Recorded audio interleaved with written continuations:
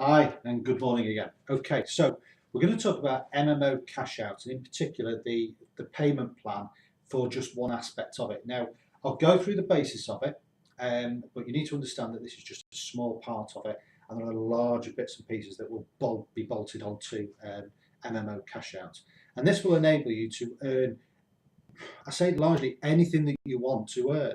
If you want to earn just enough to buy your next game or your next Xbox or whatever, then you can do that. If you want something that's going to give you enough money to perhaps give up your full-time job and do even more gaming, then perhaps this will be a result for you as well. And then perhaps there's those of you who just want to do lots and lots of different things, and it has the potential to give you an awful lot of money to be able to do lots and lots of things and build that, I don't know, that dream gaming room or that man's cave or whatever you want to call it.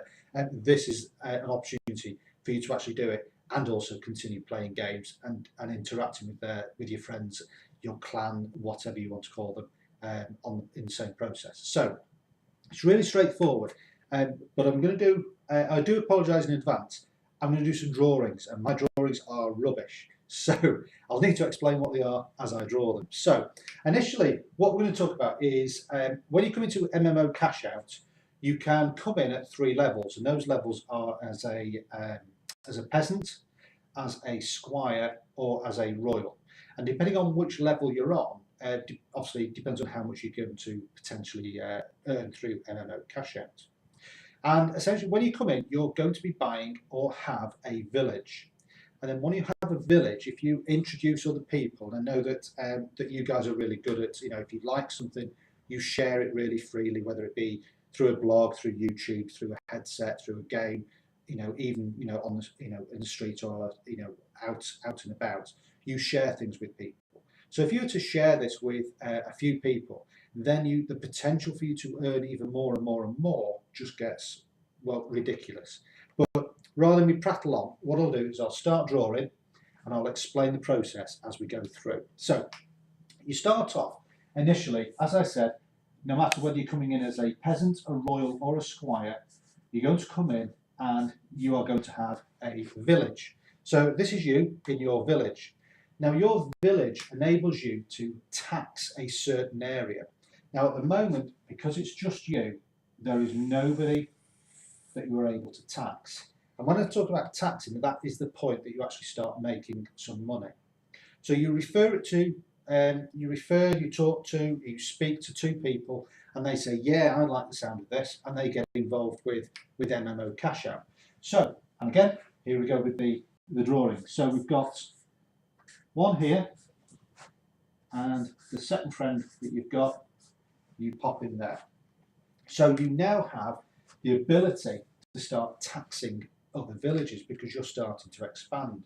Now, as that expands, that gives you, by introducing, speaking to 2 people, that enables you to be able to tax up to, oops, done it the wrong way, 64 villages.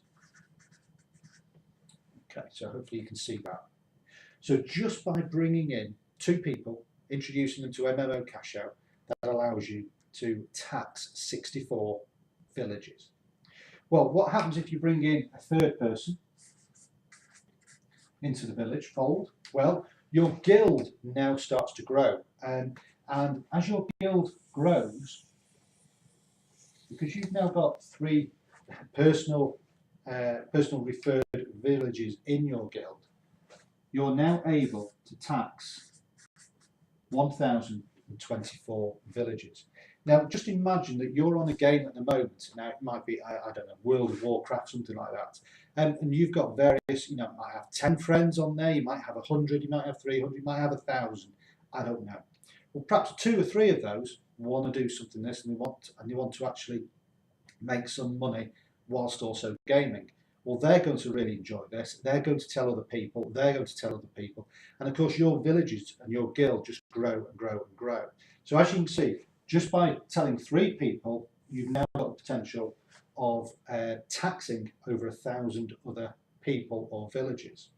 However, it doesn't stop there, because if you introduced a 4th person into your guild, your taxable area now, and I'll write this slowly, is now, and I'll write it with a proper pen, is 65,500, so slowly I'm getting it wrong, 536. So you can now tax 65,000 villagers within your guild. And let's say you're getting really excited, word gets out, everybody's starting to make some good money, and it just starts to go crazy. And it can go crazy. So perhaps you bring in a 5th person, a 6th person, and a 7th person. And they all start their own little villages, their own guilds, they all get excited and start to create nice regular income or taxes from the MMOCashOut pay plan. That then gives you the ability to now tax, and again, I'll write this really slowly. It gives you the ability to now tax 2,097,153 villagers. Okay, so that's the potential number of villages that you could tax. But what you're probably more interested in is, okay, 2 million villages sounds a lot, but what does that actually mean, as in, you know, taxes, money in my pocket? Well, as I said to you at the beginning, there are 3 levels. You have got a peasant,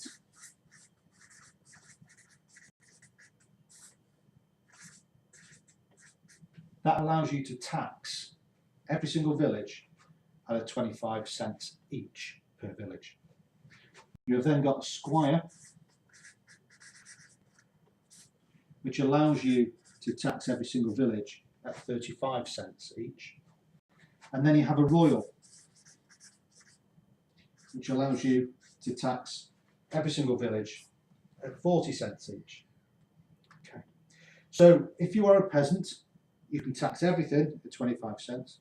If you're a squire, you can tax everything at 35 cents.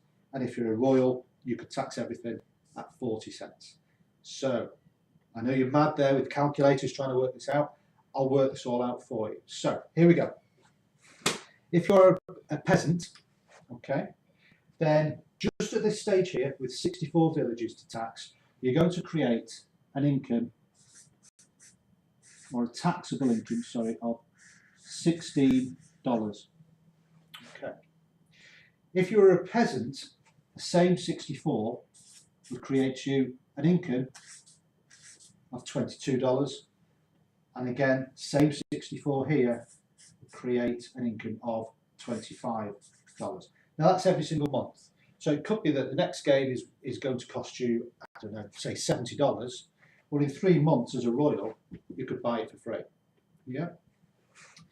Okay, if you're a peasant and you had 3 people that you'd brought into the business, then all of a sudden you've now got the ability to tax 1,024 people. So what does that look like? Well, that looks like this. It looks like $256 per month as a peasant. It looks like $358 a month if you're a squire, and it also looks like $409 a month if you're a royal. Okay, so happy with all that? That all works quite well. So let's get to the meat and potatoes, which is the 65,000 different villages within your guild that you can then start to tax. Okay, deep breath. So, and I'm just getting on my knees here, so I do apologise. So if you're a peasant, that would work out at $16,000 per month, you know, with a bit of change. If you're a squire, that would work out at $22,000 and a bit of change per month. And if you're a royal, that would work out at $26,000 per month. Now, all of a sudden, you're able to get your game tree, you're able to get that fancy telly, computer screen, sorry.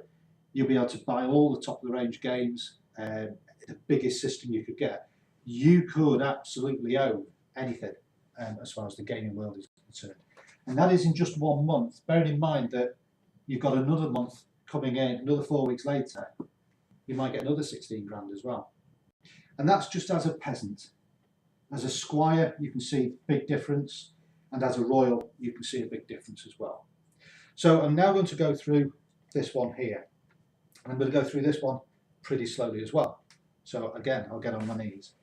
So bearing in mind that you've only had to bring in or create 7 personal villages, they've all got busy, and over time, I'm not saying this is going to happen a week next Thursday, this could take 12 months. It could take 12 weeks, it could take 12 days, it could take 12 years. It really is entirely up to you, the people that you get involved, and how you develop and coach and work with them. So we're at a scenario now where you've brought 7 people into this business. You've got, they've all got busy, and you've now got 2 million villages that you can now tax within your guild. Now that taxing produces this sort of an income. And bearing in mind that this isn't just a one hit, this is an income that will grow to this level and then will continue, all things being equal, then continue every single month.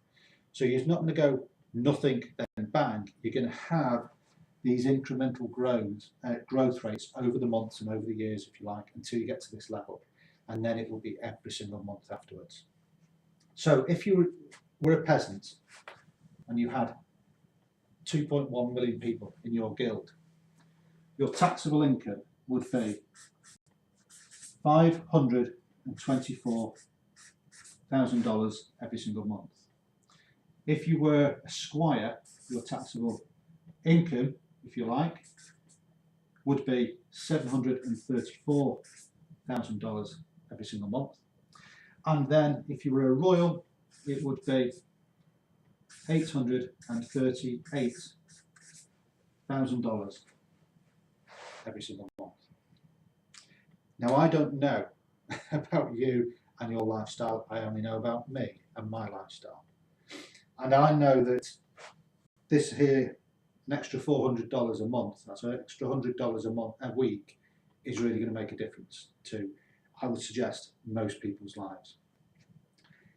The other figures, yeah, it's going to involve work, and it's going to involve effort and time and energy. Is it worth it? Hell yes. However, it's not just going to happen. It's something you're going to have to work and put some effort into. But I know that I'm speaking to guys at the moment who have got, and gals, who have got huge subscriptions to their YouTube channel, to their blogs, to their games. You know, they've got clans of 300-400 people involved in games. They've got clans of thousands of people involved in games. So these figures here are realistic and probably are more attainable in this environment, which is the gaming industry, than probably in any other industry out there at the moment today. So hopefully that has given you a bit of an explanation on how the villages create a guild and how the guild allows you to then create a taxable income, if you like, from those villages and those from within your guild. Okay, if you have any more questions, my contact details will be attached to the bottom of this video, or just simply get in touch with the person who directed you to this video, and hopefully then they'll be able to answer any questions that you might have. Take care now, and have a look to see where you want to put your village. Take care. Bye-bye.